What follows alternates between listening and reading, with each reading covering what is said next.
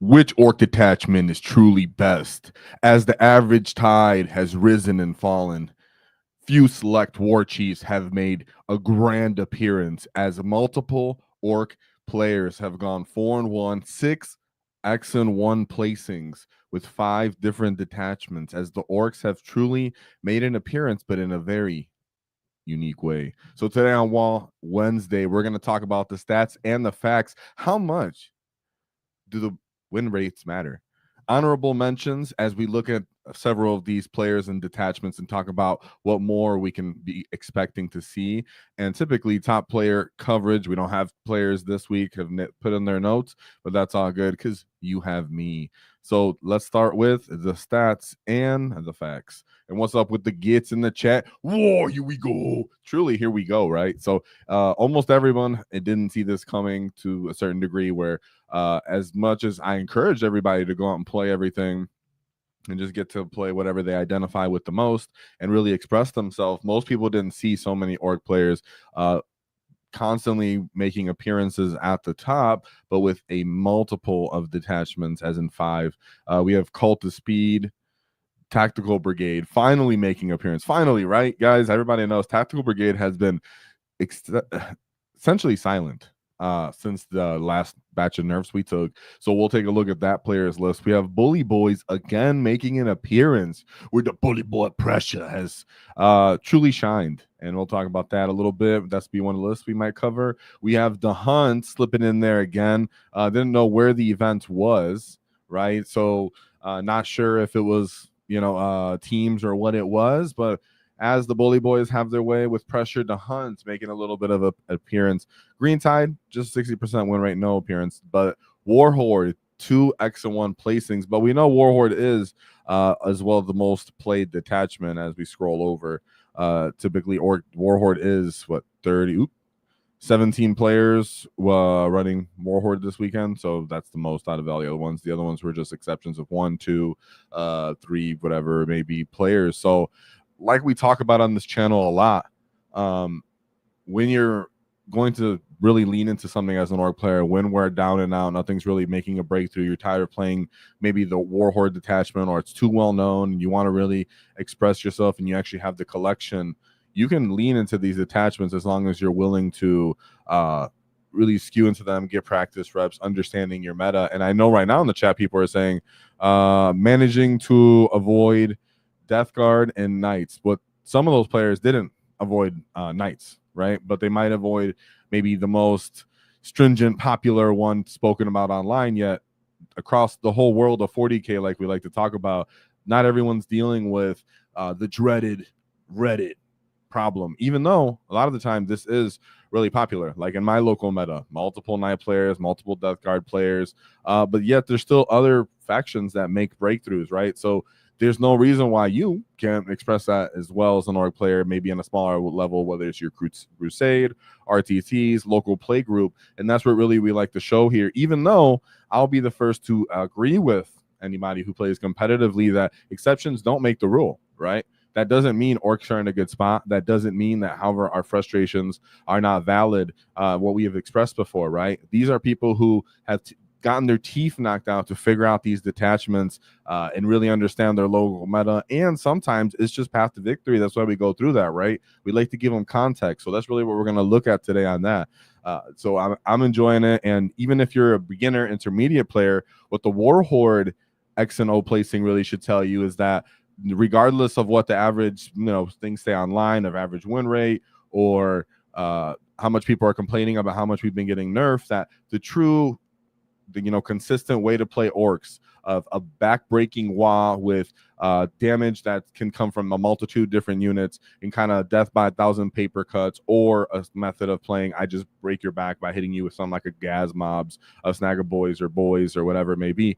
Warhorde is just expressed orcs themselves in multiple ways, but ultimately it really just comes down to nailing people on the wall and breaking their back a lot of the time. Death by 1,000 cuts, multiple little units, which is why you can play Warhorde regardless of where the meta is on as an Ork player, because you still play the mission as well as breaking people's back, right? It's an attrition trade, and Warhorde does that path between fight on death, here we go, being able to cut across the distance, art as nails, making you harder to kill so you can win skirmishes and have trades. So Warhorde, even if you're not someone who can lean into a Tide, a Bully Boyz, a Taktikal Brigade, a Cult, a Dread Mob, because they're too skewed, they're too restrictive, and your collection's not really that drawn out. That's also why Warhorde's honestly still really happy to be shining through, and no one's really upset that they're doing great. And that's also why you should just still be confident in Orks, because I know personally that from what I hear, what I see, and how I feel personally as an Ork player as well, is that all these licks we've been taking from nerfs and, you know, the beatdowns we've been getting of multiple detachments and learning rules, Ork players kind of just wanted to put their models on a shelf and try a new detachment, get a new breath of fresh air. And so I really appreciate all the players who came through and actually did X-1 or leading in multiple detachments, because that's getting the new breath of fresh air and still reminding new or intermediate players that once you get to the level of or you know, Orky War Chief level, where that's your most familiar faction or very familiar faction, and you have an extensive collection, that regardless of what the general people consensus is on meta of how we feel, you can still express yourself through multiple detachments, even though you're gonna get your teeth knocked out, which is why we have today's sponsor, the Baron of Dice, as they make high quality dice for when you do get your teeth knocked out, or when you've collected enough teeth to get some new dice. So check them out in the description. We have custom wall tactic dice, 5% off, because nobody likes taxes. So shout out to the Baron of Dice, and shout out to Forge Fire Gaming, high quality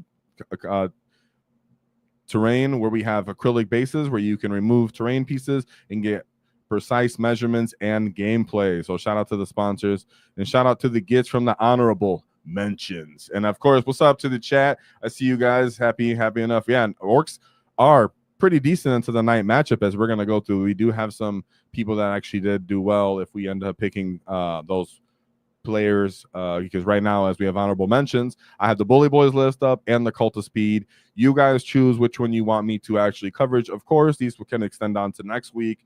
Comments after the video, if you guys really want me to go into this both, I still can.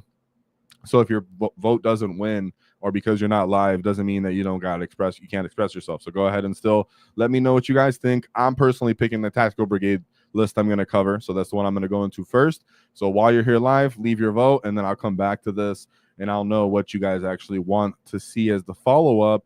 But yes, let's talk about the first list that we're going to cover, because the boys were mean green fighting machines. Oh, and I forgot to give a paint competition shout out, my bad. Killer Cans paint competition 921, boom, make sure you guys get stuck in there. It's been announced. Thanks for the stomping one. And we start with the Gits Paul Martin with a Taktikal Brigade finally getting its appearance again, because man, these guys were dusty, left on the shelf, coated purple, no one could find them, but Paul Martin brought them back to the forefront. But it's quite familiar with a little bit of a twist. Mwah. And let's talk about it. Let's get right into it real with it. And shout out to the chat with you Gits. Whoa, I appreciate you. We have 2 beast bosses. Now, a lot of the time people are on question, why am I bringing beast bosses in something like a Taktikal Brigade versus a Bully Boyz versus a Dread Mob, for example, right? Well, it's in something like Dread Mob, you simply don't have access to sustain. Doesn't really give you enough proficiency in that unit where you're going to bring them, even though they are kind of brought into consideration. Something like Bully Boyz, where you get double one, you bring OC and volume of punches with some that detachment lacks, that's fine. But if you're getting into Taktikal Brigade, you get the best of all those worlds, because you still get a fight on death, but then you also have access to lethal. I'm not fight on death. What the heck? Sorry, you have a sustain. Sorry, guys. You have a sustain ones for your beast boss, and then you have a lethal as well you can choose, which gives this unit more diversity in this kind of matchup and meta that we have. Let's go if you're going to a small drone, or if you're going into an enemy transport or small vehicle. The beast boss is the diversity of profile and volume of punches, strength threshold, good OC, where it's diverse enough to still be included in Taktikal Brigade, mostly because of that strat, but also because you have the ability to fall back and charge if your beast boss and the beast snagger boys do win a fight early game and in a skirmish, or late game after the WAAAGH has been declared. So that's pretty cool. That's why they have their diversity. And a lot of the time it's, do I bring breakable as wall tactics, or do I bring knobs? right? Or do I bring Snagga Boys? The real truth is that these guys do like different targets across the field. All three of those units, their preferred target, though they can hit similar targets, are different. And their point costs are also going to be a differential. But something else is simply the OC and the volume of bodies and then the point cost. So knobs can't necessarily one-shot the same units that a beast boss and 10 snaggers can do, nor can do the primary objective flipping or just all-around hassling. If I lose, 9 snagger boys and I still have a beast boss and the knob left, that's great for a fallback in charge. Even outside of the WAAAGH, something like a knobs wouldn't be, and then something like a breaker boy unit would just kind of be expensive at that point in a detachment where you're already known for bringing expensive character-driven packages. So beast bosses and snaggers just seem to break that right there. Then we have the big mech in mega armor. He does have the custom mega blaster, the power claw, and then the custom force field, right? For the guys wondering, the loadout with the mech captain still bringing it, still worth it for the reroll hits. Absolutely, with the big package of 10 flash gits, which is a lot of the time the backbone of this detachment, as we're going to see in these matchups as well. Absolutely awesome unit, popping lethal, sustain, Orks something just are not typically used to. Love that unit package, of course. Then we have 2 big mechs with shock attack guns. One is the Warlord. That's going to go with the tank busters a lot of the time, even though we do have more doc on this list as in other units that can shoot. Then we have the mech for Gob Boomer. Now, I was a little surprised personally that you wouldn't take the big mech with shock attack gun as the Warlord and put it on your mech to have your Warlord in a more safe position. But that is, but he had it on. Now, Gob Boomer, right? Someone like me, I'm super happy with Gob Boomer. I love being able to yell orders down the field at maybe an infiltrating unit or a skirmishing unit or a jetpacking unit. I like that. I like that I get the diversity of that the commands in that way that was mostly lacking, especially since we lost the second one. Also, it makes your trucks, or in this case, your kill rigs, more viable in multiple phases and fighting and extending them. So he himself, though he can be used for scoring, is good for also buffing all these small transports and stuff you're bringing, which I like. I like that idea. But let's get into the 10 snaggers, of course. 1 unit of boys. Awesome, right? We talked about the Gob Boomer. Boys jumping out of a truck. A mech jumps out of the truck at the same time. He yells at the orders at them down the field because it's in the movement phase. They both disembark a vehicle at the same time. If they're both on the battlefield for some reason, maybe it's search and destroy, you feel like you're going to be able to get them off. Sure, I typically, though, these are going to be doing some transport hopping, and you're going to be using that Gob Boomer on small units like this, which is why I'm glad he brought boys and then 2 5-man units of Storm Boys. Typically, I'm not going to use 5-man units to get in fights. A lot of Ork players, check out the video we made about top 3 units using wrong, and it has the Storm Boys or whatever in there too, and it's talking about not necessarily picking fights with them, even with that mech though, right? So that's why you want the boys on the list. Then you have only 2 trucks because you brought 2 kill rigs. Followed by 2 units of Gretchen, of course, the big unit of flash kits, as I said. Then 2 5-man units of Lutas. So contentious bringing Lutas. Of course, the Gob Boomer mech could give this unit orders as well. +1 to hit with 5 dudes when they're on an objective. That feels great. Now that feels pretty good. The custom Mega Blaster coming out of that, hitting on 4s, you're re-rolling the hit roll. The Lutas themselves hitting on 5s for their volume of shots, re-rolling hit rolls on the objective. Their little early game skirmish trades. You can hold down firing lanes from far away. He can keep giving them orders throughout the game and plugging a unit like a transport, like a truck or a kill rig. With these, you can bring them in from reserves and still yell orders at them from far away in a different turn because he came in the command phase, depending on when they disembark, right? If one disembarked and one came in from reserve, that should still be able to give orders. If he comes, in the command phase, you wouldn't be able to do it because that guy's not on the table. But nonetheless, you can still get off orders with that Gob Boomer mech or just holding on long firing lanes over objectives for 50 points because you just want more stuff in this detachment as you're paying for expensive character-led units that are usually trying to just do DACA for the most part. Then the 2 tank busters, right? Really, what's the point of why a lot of the time why you're bringing Taktikal Brigade? You want that +1 to hit in addition on tank busters so you can shoot enemy infantry or offset -1s to hit. So tank busters are where they're at. Absolutely love to see it. Now let's look at his path to victory. Ooh, one thing I wanted to say about the kill rigs, right? Now, if you haven't seen it or heard of it before, we did a fun debate with Happy Crumper. Shout out to Happy Crumper, dude's doing great right now. In his live tab, you can click the live tab. You can go back. It was months ago. We talked about the kill rigs. You can hear my in-depth conversations about that because it's always so contentious with the kill rig, right? What I will say is when you have the mech, the kill rig gets pretty fun, right? All right. Regardless of my boy Happy Crumper saying when we talked about the debate, that's over. But the fun part is giving a kill rig +1 to hit guys for the fact that normally he kind of sucks because he hits on 4s, hits on 3s. You're like, whatever, dude. He's not even gonna get his punches off. Here he has his war tower. That's cool. But once he's sitting on 2, he acts like a little monster. Literally, he's running around the battlefield acting like a monster. I said little. He's pretty fat, massive. But he kind of starts playing the game like a monster, where he starts getting in fights. He gets a little bit more scary. His little harpoon weapon might actually get in to help him get into a fight. So I like that as well. Shout out to the kill rig for making its appearance. People always talk about how he's just too easy to kill, and I get it for the point cost as well. But it's something like Taktikal Brigade, where you're like, well, I really want to bring my tank busters safe, and I have the looters inside the truck with them, so they're like mobile firing decks. Well, it's okay if they bring out their assets to shoot my kill rigs, because then those my tank busters now get something good to shoot, and the stuff that was inside of these kill rigs is just getting out to get in its normal fights anyways, which are the Snagger boys. So yeah, people kill rigs. I get totally both sides of that, like I said when we had the debate. But let's look into his path of victory, as it's always important.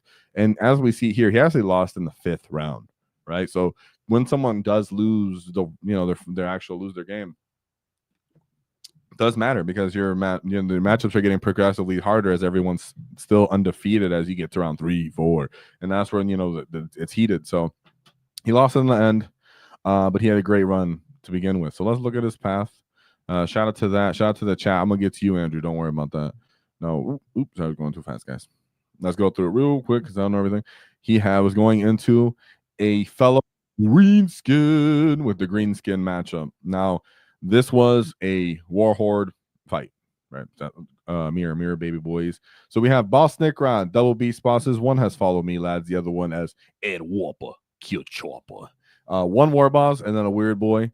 2 10-man units of Snaggers, 3 10-man units of Boys. Shout out to that. Love that kind of packaging and unit diversity for Ork boys. For the Warhorde, excuse me. And then we have 1 unit of Breaker boys, only 1. That's cool. I like that. Not too much investment. When it's time to go on the WAAAGH, though, you know who's getting crit 5s. 3 5-man units of Flash Gits, 3 Gretchen, 2 Storm Boys, 2 Tank Busters, and then 3 trucks. I like this skirmish diversity here on this list. Excellent. What the difference could end up being here is the kill rigs, right? Being able to put the kill rigs forward and say, come get these, have some investment in that.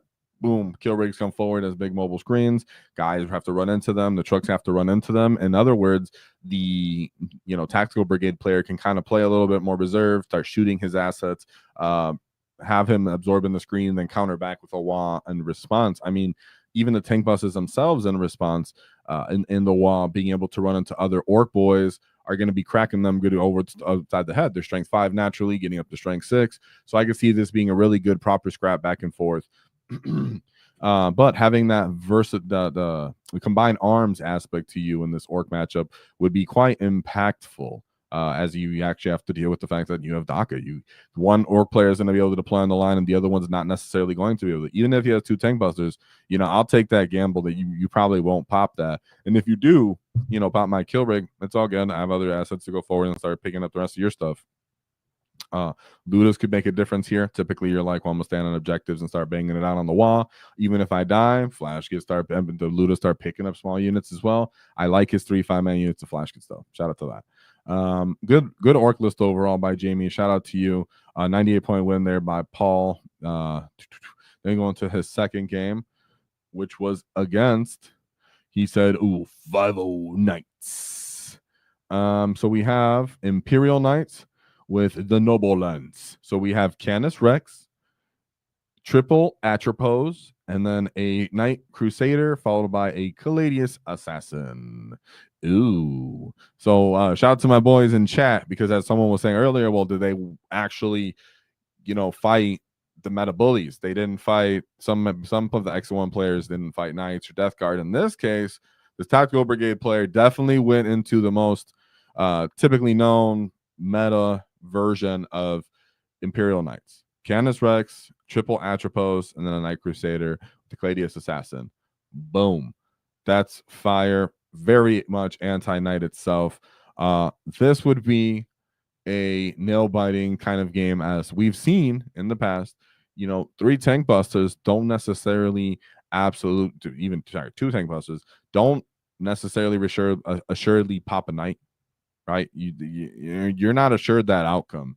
You're definitely very grateful that you're going to have a sustain on your B-spons units, but this would be a game where I'd very much like to see the mission, right, and have more details on how this one would go. Now, I know that these Atropos aren't exactly multi-phase. They only have 24-inch guns that typically allow the time. If you guys want to see an Atropos, he does have his invuln 4-up invuln constantly, but Orks are kind of already expecting you to rotate Iron Shields anyways when they shoot at you. And then when they punch you, they're more relying on the devastating wounds and the volume of punches, right? So I was super happy to see this W right here. Great piling by Paul Martin, because Orks do have tools to always take on knights, but you do have to just hope, like, man, I hope I don't whiff on this go turn when it's go turn. Now, the knight has to kind of because of what he's running, he does have to just come forward at some point and take a wall and combined arms.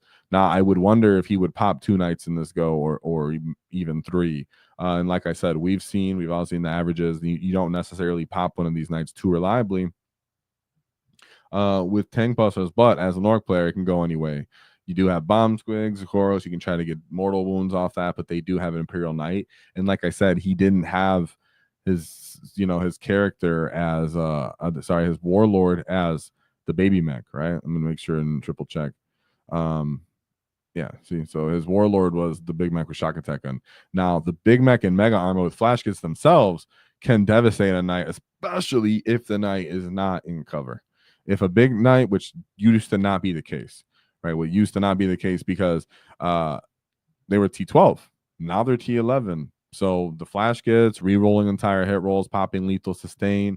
If the knight for some reason doesn't have cover because he's standing in the middle of the battlefield, you can draw out his assets with stuff like kill rigs. Now, I've had kill rigs on the wall when it's 5-up invuln, just tank some knight shooting. Absolutely possible between the 5-up invuln and the random feel no pains. And then at that point, the knight's kind of committed.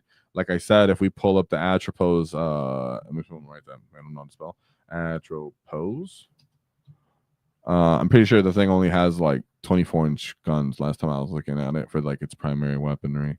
Let me see. I got it here. Yeah, I do got it. Shout out to the gits right here. As we look, zoom in on this. Oh, I zoomed on myself. Sorry. All right. Shout out to whatever that is. So 24-inch guns, and there, he has to sustain. He does have one profile that's strength 7 -1 2. Which 36, but once these guys, they're typically just made for dealing with other Titanic stuff like that, not a mass amount of just infantry in transports waiting for you to have just one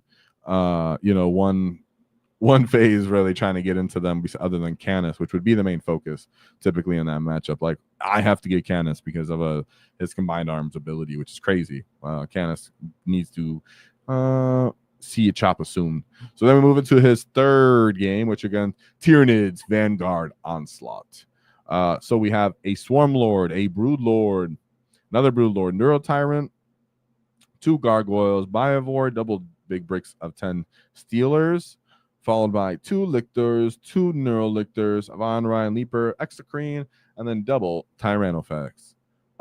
So with these double big 10-man bricks of Brood Lords, it does matter a lot how you're going to deal with these guys, right? Whether you use your Grots as screens or your 110 units of boys, make sure you don't get kind of your trucks surrounded and wrapped and trapped, because it's not necessarily even about them popping it, because if they pop it, then it's like, okay, well, I'll just disembark 6 inches forward and I'll turn around and kill them. It's really about if they can just try to stop you from disembarking from it naturally on your own as an Orc player and holding that space, because they're going to have all the infiltration. But if you handle the Gene Stealer aggression early and effectively as you can, being you have the big 10 units of flash kits, you do have still other units like the Ludas that can still help you shoot and stuff. You can clean up those guys relatively reliably. And then from that point, they don't really have too much scary assets other than that, maybe the Tyrannofex on your kill rigs. Then, yeah, that case, right? But your kill rigs can be used to help clean up those Stealers as well. Tyrannofexes themselves, a little bit of a trap as an orc player, unless you really have to deal with them in this matchup to kill, because they're rupture cannons and they're not going to have too many assets on that. It's just, you're able to just deal with a lot of these extra creams with tank busters quite reliably. Run up, pick up lictors. Well, even lictors get fight first, but you can still pick them up by throwing grenades and shooting at them. Neurolictors as well. He has a lot of these small units, but as an orc player, you have a lot of just small stuff that can run up, charge them, kill them, deal with them.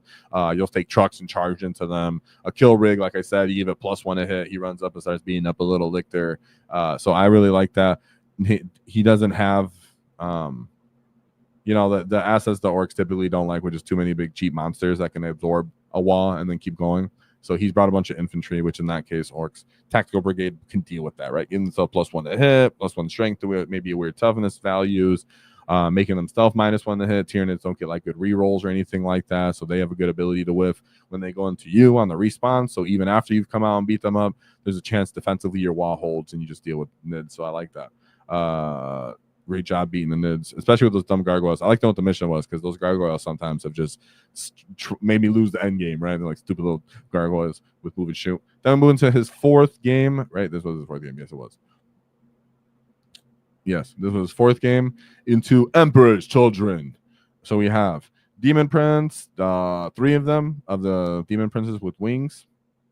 1 with the Pledge of the Holy Unfortune. Lord Exultants, 3 of them. And then 1 Lord, I don't know how to even say that, as his Warlord. We have 3 5-man units in minimized size units of Infractors, 2 units of Torments, 1 Rhino, 1 Forge Fiend, 3 units of Noise Marines. So, as we were talking about before, when it comes into what the meta is really built for, these guys do have the pressure, right? You do have to worry about them being able to pressure you, kill your orc units quite reliably. They're playing a similar version to what you would imagine, kind of like a war horde, where there's units that want to come forward, disembark from transport to beat you up. A little bit of guys shooting out of the trucks with their firing deck, because they're noise marines. But that's where you with your mech actually has value. Shooting at their rhinos from your truck, shooting at their gun assets when they do get disembarked, or getting fights with the beast bosses. Being able to declare a wall so you can take the initiative from them. You have better combined arms into them other than their noise marines, because of the tank busters and the kill rig, which they're going to have to focus their noise marines on kill rigs, or the kill rigs and start bullying, right? Especially, like I said, that kill rig with +1 to hit, dude. Kill rig with +1 to hit. He starts marching up the field, shooting his word tower, pulling off charges, +1 to hit. He can end up dealing with enemies as well. It makes them more reliable. So it's kind of hilarious how that works. And then, of course, you'd never forget the big brick of flash kits. The big brick of flash kits is going to require investment both from enemy unit. They're going to want to one-shot it, because with your Taktikal Brigade list, you can fall back with that 10-man unit and keep shooting. So if they just try to tag it, or if they only cripple it with 1 phase. Nasty Overwatch on these units if they get in, which you're going to be trying to set off when they try to deal with your kill rigs, for example, or your 10-man units of Snaggas. And then they killed the Snagga, the flash kits themselves, between popping lethal, reading into a fight, and shooting, they can start picking up the demon princes. So I absolutely love that. Oh, flash kits kill demon, kill demon. I think kill demon prince in Overwatch. Jet's saying, right? Yeah, exactly. They could. They can kill demon prince in Overwatch. Keep in mind, you can pop ammo runs in Overwatch if you're really relying on that. You have to be cunning git for that, right? You have to know when. Okay, I might have overinvested into this unit. I'm waiting for the Overwatch, then I'll pop the ammo run there. That can happen too. A ton of cunning gits have got it, but between the combined arms aspect of that, keeping your big 10-man unit flash kits safe, don't let them kill that big man unit flash kits early. Use the kill rigs as a bully. I like that. That's what the kill rigs are there for, guys. I'm telling you, kill rigs just walking forward. Just, hey man, if you don't stop me, I'm gonna be shooting little las cannons at you. I'm gonna be buffing units. I'm gonna be getting these Snagga boys higher up the field, and then they're gonna be charging into you on the wall. It really sets the pace. Yeah.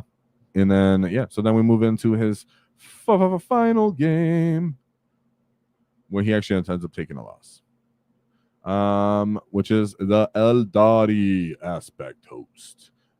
So we have Artark, Wayleaper, Fugan, Genzar, Slilax, and Magan Ra, followed by 2 units of Corsair Reapers, 1 Wave Serpent, 1 unit of Dark Reapers, followed by a Falcon, 1 big brick of fire dragons, followed by 1 small unit of howling banshees, 1 ranger, and 3 units of swooping hawks, followed by 3 units of 5 warp spiders.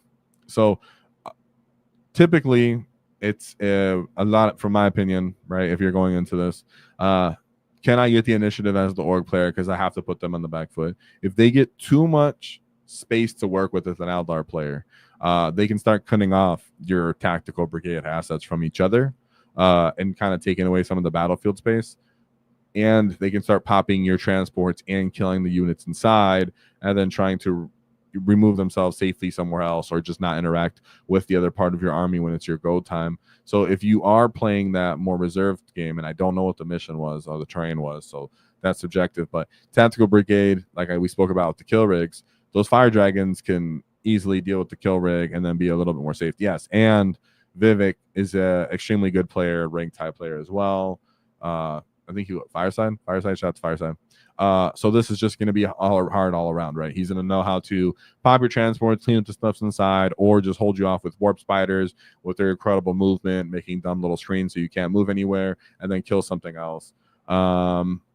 And then really it gets down to sometimes, can I get my flash kits where I need them to be in the big middle of the field? But if the enemy can really interact and sway your tide wherever it goes, well, then you can't really get the good positioning with the flash kits sometimes.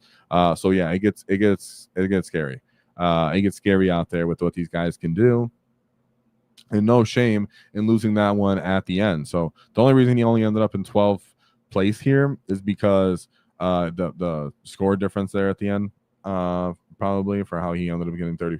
But like we said, very high level player. Eldar actually do have the potential to disembark you, kill the units inside, create screens, have outcomes that they really, really want to happen. Sometimes as an org player, like, I really want to make sure this guy, if he just gets lucky at all with these 5-up invulns on my truck, if I get lucky at all, then he can't get it. The Melta can't get through. Well, these guys can make certain damages go through, so they're reliably popping their truck, having their combined assets getting through to you and killing you as well, which is what happens with them. And their shenanigans, which is something you're just not really used to as an org player if you're not used to that matchup. So no problem losing into a top tier opponent, making it to round 5. Excellent job, Paul Martin. So double beast bosses, 1 big unit of Big Mech in mega armor. Check out Tactical Brigade videos so we covered how to run that. And a lot of the time it's still quite valid because it was more of the recent thing we made, even since the nerfs. So I'm really happy to see that it's still out there, even though it went up in points. We have the Big Mech with shock attack guns, 2 of them. Typically, if you are going to try something like this list, I would advise making your warlord the baby mech, maybe more likely to stay alive. But that's just me. What do I know? I didn't go to this event. And then we have 1 baby mech with Gabuma, so you can win these interactions, these skirmishes, make units that are unreliable and dumb useful, like Ludas, for example. And then you can still give something like a kill rig or a truck that's full of tank buses and 5 Ludas, firing deck, the ability to shoot out of that and fight kill enemy unit infantry as well. So all of this diverse utility of the tactics of the mech, solo mech, which you can also check out video we did on that. Strongly advised, really fun to see. And I'm a fan of Gaboomer for the thematic nature of it. So I'm glad to see that in the practical use it was being used. 1 10-man unit of boys, because you need some of your orders that love sticky objectives. Who doesn't want to have a unit of 10 boys to run up the field alongside the kill rigs and access to grenade keywords? 2 5-man units of storm boys to run down some Eldar, hopefully more next time. 2 trucks. 2 units of Gretchen, because who doesn't want those backfield screening units? The kill rigs, baby. Shouts at the kill rigs. Check out the debate. Like I said, that'd be fun. 2 5-man units of Ludas and 2 tank busters. So shout out to Mr. Paul Martin. And now let's see what the vote says. So let me go into the vote here. Let's go. Looking at you guys. Shout out to the chat. Now we're back. Oh, and we have to give a shout out to our boy. Oh, shoot. Hey, Mr. Andrew Stone. Yeah. Shout out to Mr. Andrew Stone. 10 Walk Active memberships. Whoa, Mr. Andrew Stone. Thank you very much for the gracious support, dude. Very humbling, as always, and it means a lot. It helps the channel greatly and what we're trying to do and achieve. So thank you very much. And, of course, check out the After Action report I put out. We're going to be making more of those. I'm going to actually try to cut up I have a camera for hobbying. I want to put up a little hobby stream so that I can get a Cult of Speed up and then do an after action report on that. So thank you to Andrew Stone and Gets Like You for the support. Check that out. Let me know what you guys think, how I can improve it. And thank you very much, Andrew, for everything you do and the support. So get some War Bosses in chat for Mr. Andrew Stone. And let's take a look, Andrew, at what the final result was for the poll. And the poll ends with the Bully Boyz with a 57% win rate. With the Cult of Speed, that's a win rate. What the heck? 57% win on this the polls, and then to the 42 of the Cult of Speed. So that was pretty close. Bully Boyz pulled through right there at the end. So of course, shout out to the guys who actually voted in that. It seems like pretty much the entire chat interacted with that. So that's pretty awesome. Thank you, chat. So that means let me pull out because I did have that already on the side. And remember, you can still see the the Cult of Speed possibly next week, or if you're watching this back to the rewatch gang, shout out to the rewatch gang. You can still have access to this, so let me know what you guys want, and they'll still be on the list. Let me clear up some of these old slides and put up to the chat some of what you guys think. Are you guys surprised with the diversity of Ork detachments? I mean, I tell you guys all the time, not that I'm saying to my own Orky horn here or whatever, but I'm just saying as we encourage it as a community, that's why, right? Because when Orks on the decline and no one really sees you coming with the different detachments that are less played, that's your own style and your own flavor, you're not an expected matchup, and ultimately, regardless of what the internet says, you don't have the in-game knowledge to deal with that detachment or that army. That's a big detriment, right? A lot of the time when it's like, oh, I brought my dread mob out, what's up? And they're like, I don't even know what that does, bro. Are you gonna wall into me? And they're like, no, you're dead in other ways now. Like, oh shoot, I didn't see it coming. That's what we're seeing here with all these Ork unit lists. So now we have the Bully Boyz. I think I do have a slide for this because I was ready for you gets. This is Bully Boyz, right? Make sure I'll show it. Boom. So we have Mr. Doug Johnson with his 4-1 Bully Boyz list.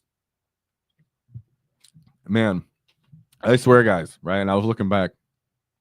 I swear I could have covered. I think I covered this dude like a year ago. And he was running like the same archetype, and I made a video on it, and I've run this too before, and I got burnt. But it's not the list fault. I got burnt a couple times just because I rolled bad charges and stuff. But this is an awesome list, very thematic, very happy to see it because I've been asked about this list. Someone recently, actually, like this archetype of, can I bring these units in this combination together and actually have success like we've seen in the past?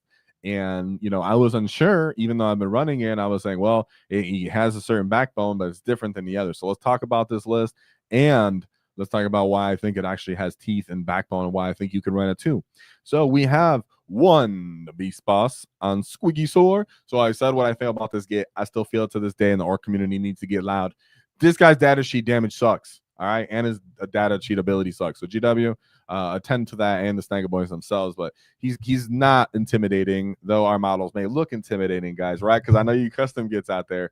But the Beast Boss and Squiggosaur is really just there to give the second wall, of course, obviously, because he has the War Boss keyword. And hey, you might need a heroic intervention here and there. And then +1 to your charge as well.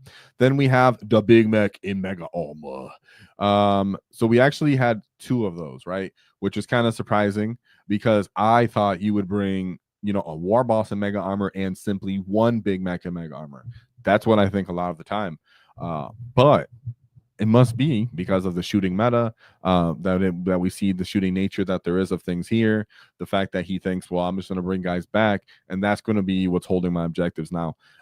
As I've been playing Bully Boyz more, shout out to the video I'm going to do here soon. That's why I've been playing them more, is to get refreshed. Is I've been baited into early first wall where because I feel like I have to close the distance before I close too much. They lose too many assets, and because of the nature of the wall not being something like Warhorde or something where I have good damage throttling and volume, there's been times where I've whiffed, really trying to rely on the one-punch nature of a Mega Knob unit, and it doesn't come through compared to.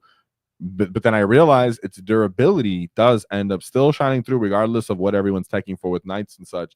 The infantry of T6, 5-up, feel no pain, 2-up armor save, access to an armor of contempt and shooting, access to a fight on death, advance in charge. It does put in people's mind that there's going to take real commitment, and it's going to take redundant real commitment while they're still worried about gas gore. Another bait unit. Sometimes there are people who are saying, well, like betas, and sometimes people don't want to bring it. They think it's bad. Sometimes they think it's really good. And I've been playing with it and without it.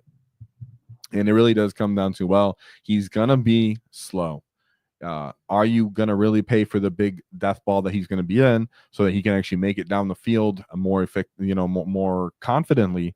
Because it's like, well, are you going for gas or are you going for these other mega knob units that are staging up on objectives?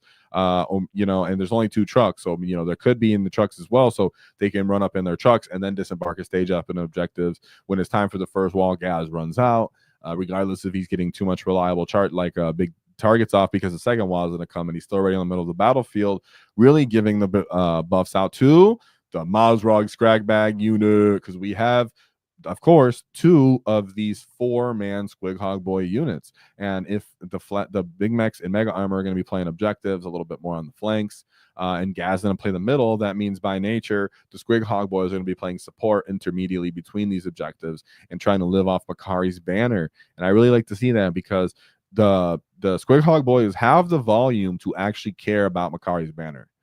Between the mount himself and then the mount himself, as in the guy on top, the rider himself, sorry guys, the rider himself getting +1 attack and being able to get up to 4, and then the mount himself still having 3. Each model is getting a good 7-6 dice on the wall, 6-7 fights on the wall, attacks on the wall. So if you're getting lethal on that, it makes up for the fact that you're hitting on 4s for that mount, which normally kind of sucks. And his strength is only 7, but now he's getting access to lethal, so you can push some more will and dunes on that, and I like that. So I like that he's still has this durability asset of this unit as well, because on the wall with the 5-up invuln, I have 5-up feel no pain. So now everything on the field is that weird intermediate toughness of, well, your anti-tank's not wounding me on 2s. Typically it's wounding me on 3s. And I'm going to have an invuln and I'm going to have a feel no pain, regardless of what you're shooting at on this field. All of your small arms going to be wounding me on pretty much on, maybe 6s if it's las guns, but you're going to be wounding me on 5s, maybe 4s with your intermediate weapons. And then I'm still going to have good armor saves on these units. And then I'm bringing stuff back to life. And if you're making contact with me with multi-combined arms, I'm going to be able to fight on death. Like I said, we have a little baby heroics here that might be able to go on. Something like a gas unit's grace for an interrupt. So you're really just saying some of your weapons are completely ineffective here, and some of your units, their ability to participate in the fight or even in the early game skirmish is completely ineffective. And then you have to deal with everything else hitting you in the next turn quite reliably, and still with enough killing potential and scoring potential of still a little bit of OC and just having a vast unit amount. So I thought it's pretty awesome to see. And then 2 5-man units of Storm Boys, because you got to do objective, 2 units of Grats, 3 units of Grats, 3 units of Grats, because you need to screen your backfield, this kind of unit. No way you can let someone drop, anywhere near you, and then you want a little bit of OC, want a little bit of screening. And as for the weapons they brought, it does seem, based off what we were seeing, that they brought combi shooters and power claws. Now, what's funny is if you actually look at your Bully Boyz stratagem with the reroll hits, which is what I'm saying here, is a lot of the time when you're getting into a fight, that you have very limited strats. So you're going to be doing the impact charges, and then you're going to be doing re-rolling hits, right? But as I was looking, and I want to make sure, because now I'm second guessing myself even though I'm excited, as I was playing it, and you never really really do it, but let's see, I'm making sure I'm not doing it. Armed. So it's funny because your arm to the teeth strat actually works on shooting and fighting. So for those gits that do have to deal with screens, your combi weapons, your combi shooters your combi weapons or your shooters are going to be able to re-roll the entire hit roll, even though your mega boss already allows you to re-roll hit rolls of 1.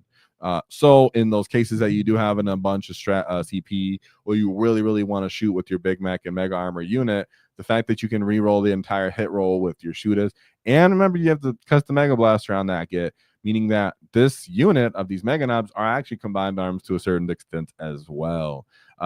So that's pretty funny because people forget about that, and we all know that when we were playing more DACA for the 5 minutes that more DACA existed in its true state, and I'm gonna say true state, guys, right? Because it's funny now, the meta's all hilarious, but you're like, hey man, maybe more DACA was meant to be.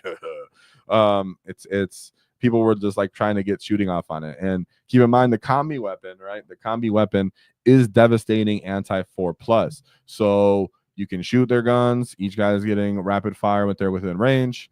You can re-roll the entire hit roll if it's on the wall for 1 CP. and then you can just try to get devastating damage through. So if units have invulns and such like that, which a lot of the time in the meta, you're running into a lot of dudes that just simply have 4-up invulns. So if you can just say, I'm going to throw some mortal wounds onto you, I don't really feel like dealing with your dumbness, dumb screens in the way, I actually love to see it. So it's funny. Your Mega Knobs with the Big Max and MR and Mega Armor can re-roll the hit roll and shooting, as well as being regened and having a 4-up invuln naturally. So this is holding out. This came through in the meta. Really excited to see that, as this is what Bully Boyz really feels like it's intended to look like. So this was actually at a 6-round event. So he actually went 5-1. So, excuse me for that, guys, for I failed. And shout out to Andrew for 10 more WAAAGH Tactic gifted memberships. Whoa, for that. So check off the After Action Report and our tactics videos on these, because a lot of the stuff that we talked about in the tactics videos you see on lists and vice versa. So thank you very much, Andrew. We'll get back to you. Don't worry about that. So oops, I just picked his I just clicked his list, but we already looked at that. Boop, boop. Let me erase some of these. Too excited. So let's look into his first game. We have the Tau Empire. So we have Commander Farsight, Commander Stolzar in the battle suit. We have 2 of those. Then we have 2 of these Crisis Knife Fire battle suits, followed by 1 unit of Starsight battle suits, 2 units. Ghost Keels. Haven't seen those in a hot minute. And then 2 units of Pathfinders, followed by 3 Riptides. Woo! And 3 units of stealth suits. So that's pretty interesting, because Riptides, guys, are typically something that you wouldn't want to see if you're running this list, because Riptides innately have the right offensive profiles to actually shoot both. Sorry, guys, I was pulling up the data sheet. I have pulled up the data sheet. There we go. Pull it up over here. Riptide. Can I make this go away? Yes, I can. Okay, so I can choose to do devastating shots once, right? And then it typically, and when I was looking at that list, right, he had the Ion. That's my Orc list. He had the Ion and the Drone Mister. So he has Ion, and he has the Plasma Rifle, of course, because he brings the Plasma Rifle naturally. So he has 1 Twinling shot, that's strength 8, -3 damage, pretty short distance, and then an Ion Accelerator that's 6 shots, hitting on 4, strength 7, -2, 3 damage. And then you can overcharge it for 4 damage, try to offset some of that armor save from the Mega Knobs and offset the 5-up Feel No Pain. So having multiple of these, and then possibly doing what? Someone saying 9? No. Okay. I thought you were asking if the data sheet was 10th edition. I'm like, no, it's 9th edition. I was like, what the heck? I don't play against Tau too much, but I know about a Riptide. Yeah, right. Are we back at that? But it really does. It is quite a impactful and intimidating gun to go into, or a gun line to go into, when you're running that matchup, which is why having 4-up invulns must have felt great, right? And being able to regen guys in that case. Now, Tau is one of those armies where they can pick you up quite reliably if they're all focusing you down, but as an Orc player, it behooves you to just close the distance and start crumping them immediately, right? Especially someone who's running so many Ghost Keels, so many Riptides. He doesn't have as many screens as normal. Now, of course, you have these stealth suits, and you do have a unit of Pathfinders, but he wants those to actually put his markers on. Other than that, he doesn't have Breachers. He doesn't have a bunch of Piranhas. He doesn't have the transports. He doesn't really have, like, what they're called. I have a brain fart on what those are called. But he doesn't have the typical layers of screen. So in this case, when you're running up the field at him and you do finally pop that invuln for the Squig Hog Boys to start getting into combat with some of these units, and you're riding that 5-up invuln, those first 2 turns, Tau isn't able to really put reliable damage on multiple targets. So you're going to be able to keep hitting them, running into everything, and really controlling the pace of that. So going first would be awesome, would be huge. But yeah, that's why you can't be scared, though, as an Orc player, right? Because if you're still too scared, and I think that's the difference between a Warboss and Mega Armor and these double Big Mechs and Mega Armor units, right? In my opinion. That's really what I think is also a difference, is you're like, well, I can still come forward with the trucks, and then I'm going to, even if you pop the trunk, I'm going to sploosh out, have my 4-up invuln, and I'm going to stand on objectives. I'm going to regen guys, even if you hurt me a little bit, and then I'm still going to win fights and exchanges, maybe even rerolling hits to shoot. Shout out to that. And even if it's not rerolling the whole hit rolls, I always innately have the reroll ones to hit. So that's pretty awesome. Love to see that beating Tau. Don't be scared, homie. Sometimes you got to get on the line, guys. Someone like Tau Don't let them have space to play their game. You close them in, you crash into them, you parking lot them, and then you just keep crumping them best you can. So then you move on to the second game, which is Gene Stealer Colts. And he said, "Little bozos, kill my back. I can relate. Brother in Horde." in the sense of a horde. So we have 3 Benefactus, 1 Nexus, 1 Primus, run Reductus Saboteur. 1 unit of the hybrids with auto pistols, followed by 3 units with the flamers, and then we get into the bricks of only one, interestingly enough, Neophyte hybrid brick, and then there's 2. I lied. There's another 1, 2, 3. That's what I thought. 4. I was like, why would there only be 1? They just put it in a weird way. So they had 1, 2, 3, 4. That makes more sense. 4 bricks of these big Neophyte hybrids, and then 1 10-man unit. Then we have 3 Achilles Ridge Runners, and then the Adeland Jackals, followed by these bricks of pure strains. So this one is what you would typically go. So I was, again, really happy and impressed to see this one, because in the time that people were running the 4 at Feel No Pain Mega Knobs, I didn't have all of mine painted up, ready to go, based up, and I observed that the whole meta was now tuning to fight that, and local people in my area were playing that Bully Boyz list, right? So at that time, I was playing the first version of Green Tide, because the first version of Green Tide was able to overcome even the 4 at Feel No Pain Bully Boyz. So the fact that he went into Gene Stealers, which is another Horde version, right? Because this is what I'm talking about. Typically, the Horde is the issue into the Bully Boyz. He was still able to pull this W off. I was saying I teched initially into Horde to counter Bully Boyz, and he has what we would call inferior version of Bully Boyz going into Gene Stealers. So awesome win again here. Now, that's where I would talk about. We have the Squig Hog Boys. The Squig Hog Boys with the winning these guys on 2s, putting the pressure, having just enough OC with their combined damage is awesome. You're going to have the pure strain Gene Stealers. None of this stuff, his units have like obvious great targets into killing between the Mega Knobs and the Squig Hog Boys. Everything's kind of tough. Everything's going to come in from reserve to have to kill him. So the Squig Hog Boys had to be backbreaking this game. Also, just having some guns might have felt pretty good as your orc player, that you're like, I can shoot my combi shooters off to this unit once I've cleared them, and then be able to keep shooting. Of course, once you close distance, you can't. I think Mega Knob should be able to shoot combi shooters in combat, but that's me, right? Probably wrong, but that's how I feel. But yeah, I thought that was awesome that he was even able to pull this one out. I think Squig Hog Boys really carried it, and possibly whatever the mission was. So I'd be really observant to see that. But keeping your Squig Hog Boys, middle objective, run gas, crashing through the middle, and keep pushing Gene Stealer back is huge, because regardless if you have these mobs coming back to life, pushing you to the backfield and not letting you fight in the middle objective is how you beat the Horde, right? Whether you're an orc or you're fighting a Horde, if I can initiate these fights against your mobs past that midway line that you're not standing on objectives, I'm winning, because I don't care about your FC, it's not on the objective. So I'm very interested to think that he took the initial aggression, pushed him back with the Mega Knobs, followed up with the Squig Hog Boys and gas, kept them pressure back, and then pulled the Gene Stealers through, right? Because that's how it's always been for me, and from what I've talked about to other people. So easier said than done, right? You got to have the good mission and play that game, but love to see it. So he has the third matchup was into the Salamanders. So we have Adrex, Agatome, Lieutenant's combi weapon, and then Vulcan, Heaston, followed by an intercessor squad. 1 unit of assault intercessors with jump pack, 1 big unit of Blade Guard veterans. He's going to go with Hellstand, I'm pretty sure. I think he gets benefits to his offensive potential, and then there's like a strat for +2 strength.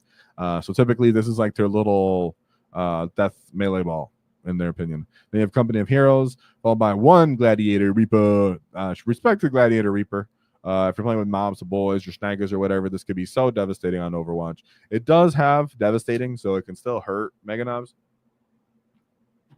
But Mega Knobs having Feel No Pains and Squig Hog Boys not having the right keywords means this unit far less effective as it would be in other orc matchups. 1 Infiltrator unit, 1 Invader ATV, 1 Land Raider Redeemer with his Flamestorm Cannon, Strength 6, -2, 2 damage. That is impactful into your Mega Knobs and your Squig Hog Boys at times. 1 Repulsor Executioner, Sorry, 2 repulsor executioners, a scout, and then a Caladius assassin. The Caladius assassin would be super annoying in this because you do appreciate the strats that you have, because they're really not that impactful, but you want to pull them off, whether they're the mortal wounds, the reroll hits, the fight on death, whatever it may be. You do really want those because your units aren't really that much more effective at fighting other than Gaz's aura. When it comes down to this one, this is a very elite army typically that you're going into, and you actually have the strength and you actually have some AP. That you feel like, well, I can go into this and devastate it. Not a bunch of invulns on this list either. Gaz would feel amazing if Gaz could tank, the initial damage from this army and run down the Land Raider, because in every time they run this list, it's going to be Land Raider kind of the tip with the repulsors, trying to like hold the ground behind it and be a little safe. They're going to rely on that Land Raider. And you're like, I got Gaz, baby, with 5 Meganobs. I'm just running you down. And then everything else is just getting to combat too. And they have to kind of get to the middle point as Salamanders. So this very much has gone for me in real time as I've gone to Salamanders is like, well, if I rolled my just enough saves and feel no pains, I get it. Because at this point, you're right in front of me. So you better hope it goes your way, Beaky, because you're dead after this. And this way went his way. He got a 100-point W. So I like to see it. And I'm not making ease of it, right? I'm saying that's what's cool about having the 4-up invuln, having Gaz as a big brick, so that he can just run in, even if he does Overwatch, just to have dudes left, then Swing Hog Boys to follow up and fight stuff like Blade Guard Veteran, for example, where they're souped up, but they're still not going to deal with Squigs too effectively or Meganobs if it's on the wall turn. So I love it. He was just winning all the engagements across all the field with the stat lines. Mid-table, natural expansive table, everything like that. Then we go into, it's just a saturation of weird toughness and 5-up feel no pains and 5-up invulns when it's WAAAGH. That's really what it is. I like it. It's really fun. It sometimes can feel like a stat check, which when we go into this last game, we'll find out that he wasn't able to overcome the Gene Stealers again. So then he had his 4th game, which was into another Gene Stealer. So this gets like, there's people who've never played Gene Stealers in all their 40K experience or hardly ever do. Like me, I hardly ever see them. I see them, luckily, right? I see them in my next RTT I go to. That's where the Gene Stealer player is, right? I know where he is, type thing.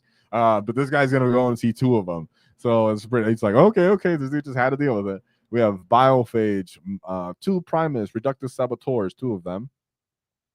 1 unit of auto pistols, 4 units of hand flamers, 1, 2, only 2 bricks of the big hybrids, and then 1 10-man units of the hybrid, 2 Goliath trucks, and then 3 units of Achilles Ridge Runners. 2 of them are 2-man units. These guys are their version of shooting damage, and they'll like focus fire you with them. So maybe this played a little bit more of a factor that he had more guns that he can focus at.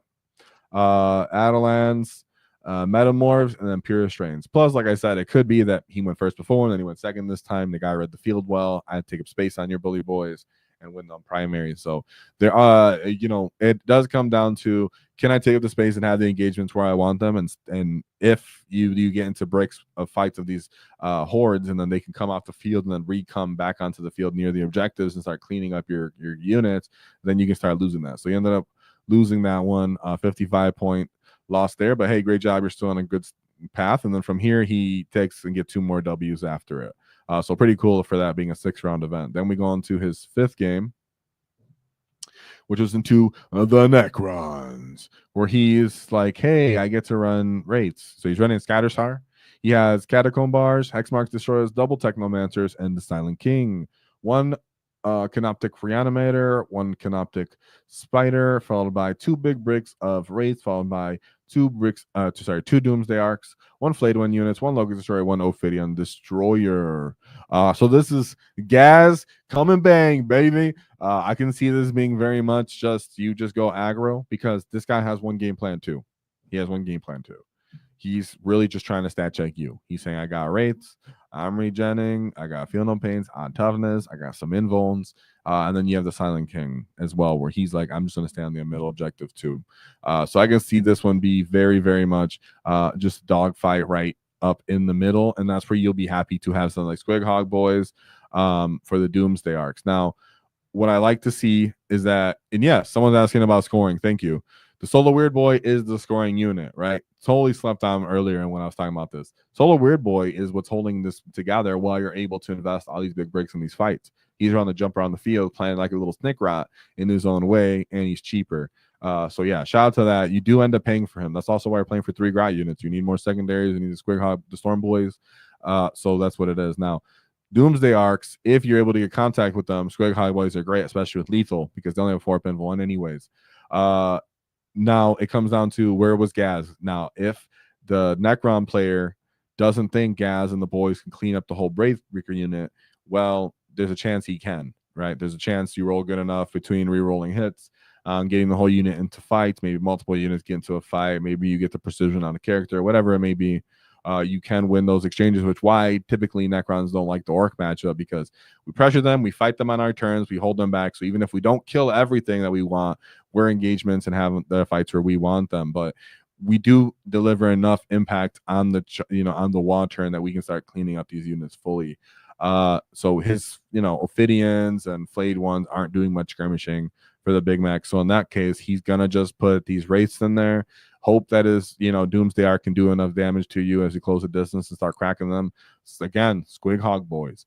They're gonna be strength 6 on the wall, and then they're gonna get Lance on the charge, and then the mounts themselves are strength 6 going to strength 7, and then you're within Gaz's lethal aura. So if a Squig Hog Boy unit and Gaz's unit gang up on a Wraith unit, that could be enough for them. So, and then Gaz going into the Silent King, that could be him destroying the Silent King as well. He's at least finally picking up those Minears, which, like we said, this army is very much relying on, I'm just going to just stand there and just have to bang it out with you.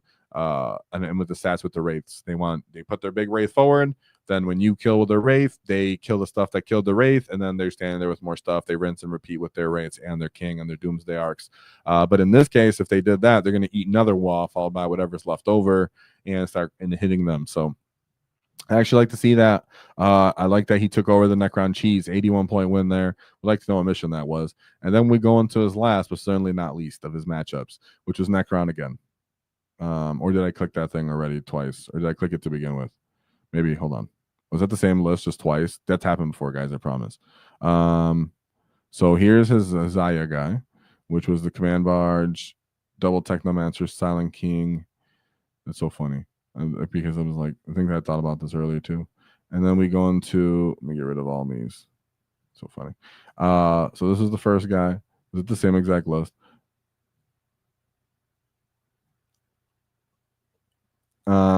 Brandon, so it's a totally different guy. The status star again. So we have command. Okay, so he was a little different. It's so funny. The differences of these lists. So he has a Max Hack Mark Destroyer. He has them too. Double Technomancer. I just want to show you guys how similar this is. If you guys didn't know, I don't like Necrons very much. I'm a little bit of a Necron hater, which is fine. Shout out to Chris Techlord, my cousin who loves them. But I have a strong rivalry with them. Ultimately, you see this so often with Necrons that it's almost embarrassing to you guys, to be honest. We have Reanimators and then Spiders, and then this guy has Reanimators. He doesn't have the Spider. There we go. There's the difference. This guy brought a Spider, then 2 Wraiths, 2 Doomsday Arcs, Flayed ones, 2 Doomsday Arcs, Flayed ones, Locust Destroyers. Essentially the same list both times. And then one guy brought Ophidian Destroyers instead, and this guy brought Tomb Blades.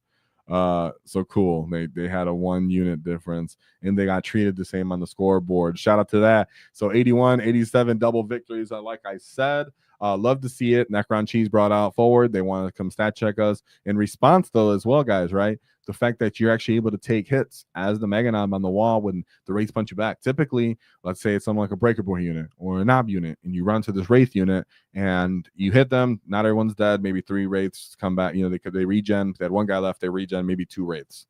And then you get hit back and you're on an objective. So maybe they reroll wounds against you and you have your 10 knobs. Well, then they kill you on the clapback. You have nothing there. Well, in a different case, your Mega Knobs can just tank that. You take armor saves, you take your feel no pains, and then you're just stuck in combat with them. They're like, oh, oops, I was really hoping I would have just cleaned up some of your knobs and then. So that's also the difference of your squigs and your Mega Knobs being able to stay in that fight, not get cleaned up on the clapback either. That's happened to me too, where I was playing my Bully Boyz. I was expecting them in my head to execute and kill the enemy like Warhorde, where I was like, I call the wall and I break your back with my output. And you're like, oh, wait, my Mega Knobs have low output, not really hitting that well. But they don't die on the clapback once I've crippled the unit, which means I have to think in a more prolonged manner. Which is awesome, because if you play Necrons in a patient manner, then you draw them out, then you can counter hit them very effectively. So you have to be patient when you're dealing with the tin heads, right? So get your skirmishes on. Knowing that your guys actually have the 4-up invuln is great, because you put them out to the objectives. Your little stupid flight ones come up, or little destroyers, or whatever they want to try pulling up the field to you early. You're like, well, I'm going to be taking the little small arms fire if I want to. I can reduce AP by 1 from that stuff. He's going to have to pull his Doomsday Arcs to shoot me. I'm going to take 4-up invulns. Even if he kills one clean, I'll pull another one, and now he's in the firing lane. Now he's close enough to possibly start getting charged. And you start off in a truck anyways, so you're relatively safe. So love this list. Beast Boss and Squiggle forward for that wall. You have Gaz and Maz on this list. Love that combo since Index Hammer. I've always loved it. So it's really cool to see Mazrag Scragbag finally making his appearance again with the double wall. He can kind of pull through, especially in that Necron matchup, because they have only 4-ups anyways. So him a lot of the time just getting into the fight after the squigs have been cleaned up, have picked up Doomsday Arcs for me on his own too. So love that. Solo Weird Boy really carrying the scoreboard. 2 trucks, 3 Gretchen, because you need all those little bodies on the field in OC. Mega Knobs, Bricks. Remember, you can reroll hits with those combi shoot lists. You can get some devastating wounds. Hilarious. If you have the CP, manager CP effectively gets. Remember, you have impact charges as well that you could be using. 2 small units of Squig Hog Boys. Still like to see a change on their data sheet and or coming down in points. For a lot of conversation there as we go more towards the changes in the future when they come. And then 2 units of Storm Boys. So shout out to Mr. Doug Johnson and his pain wall, which is normally what I call this, right? But it's a different version of the pain wall. Bully Boys is what I like to say really emphasizes the pain wall best, because it lives off the 5-up invuln and the feel no pains. So whether you're doing it, that's the pain wall archetype, because whether you're doing this with mobs of boys and 5-up feel no pains from the pain boys, which is another alternative, something similar like this, or you're doing it because the squigs, the pigs, and the mobs, I like that. Now, just keep in mind, you're running a whole list of everything like 6 and 7. Everything has an okay armor save or a good armor save, and then they have invulns and feel no pains. Just what everyone, you're like, well, I can kill a 4-man unit of Squig Hog Boys quite easily. Yeah, but then Maz is left over, and you still have to deal with everybody else coming at you from the wall. So it's just that the enemy doesn't really have optimal targets for anything, and that's what you really like to see as an org player. That's the kind of durability and exchanges and trades that orcs bring. That's what's unique about orc in their nature. It's not too expensive, but it still feels like an expensive unit if you're an enemy unit, because it costs a lot of your expensive unit to kill it. But in reality, you're like, well, it also doesn't hit as hard, but the enemy realizes that once it hits it. But it's too late. You're already in combat. You're stuck in a fight. You got stuck in, and you took the initiative to the enemy, like the Bully Boys love to do. So I love to see it. Shout out to the squigs. Shout out to the pigs. And shout out to the supporters of the channel, like our boy Andrew Stone for 10 WAAAGH Tactics memberships. So, of course, check out them after action report. Let me know what you think. Even if it's harsh critique, I don't care, because we're going to try to make them better, bring in more content. And if you guys want to see paint hobbying as I go on and try to do hobby streams, I'll do them if you guys ask for them, because I have a bunch of Cult of Speed stuff that I could paint, because I have 18 Coptas in my possession. I'll do an after action report on them. I own all the models and I play all the stuff I talk about on the channel, even if I get my teeth knocked out. So if you guys want to see that, just let me know and support it. We'll do it. So thank you very much to Andrew Stone, Gets Like You, because that's who lets me do it. So with that being said, there's only one thing to keep in mind, is don't cross our wall, because we'll knock your teeth out. Whoa.